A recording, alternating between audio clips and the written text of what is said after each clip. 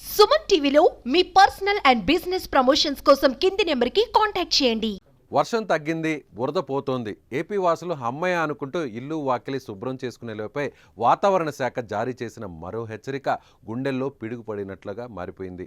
రాష్ట్రంలో ఇప్పటికే వర్షాలు దాదాపుగా తగ్గుముఖం పట్టాయి. కొన్ని ప్రాంతాల్లో మోస్తరు వానలు పడుతున్నాయి.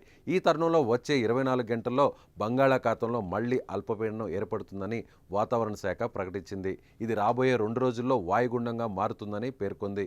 దీని ప్రభావం పశ్చిమ బెంగాల్, ఒడిశా, ఛత్తీస్గఢ్, బీహార్ రాష్ట్రాలపై ఎక్కువగా ఉందని, ఆయా ప్రాంతాల్లో విస్తారంగా వర్షాలు పడతాయని వాతావరణ శాఖ చెబుతోంది.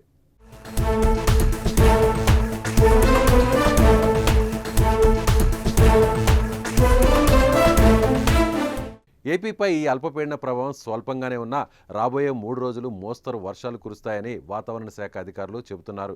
ఈ నెల 20 నుంచి అక్టోబర్ మొదటి వారం వరకు కోస్తా జిల్లాల్లో భారీ వర్షాలు కురిసే ఛాన్స్ ఉండొచ్చన్నారు.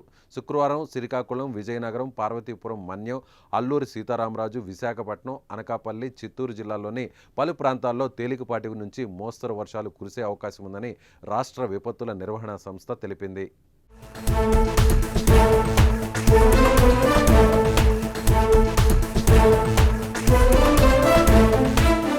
తెలంగాణలోనూ వర్షాలు గణనీయంగా తగ్గుముఖం పట్టాయని హైదరాబాద్ వాతావరణ కేంద్రం తెలిపింది.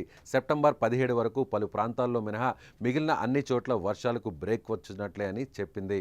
అయితే ఇది కేవలం చిన్న విరామం మాత్రమే అని, సెప్టెంబర్ 18 నుంచి మళ్లీ వర్షాలు కురిసే అవకాశం ఉందని పేర్కొంది వాతావరణ శాఖ.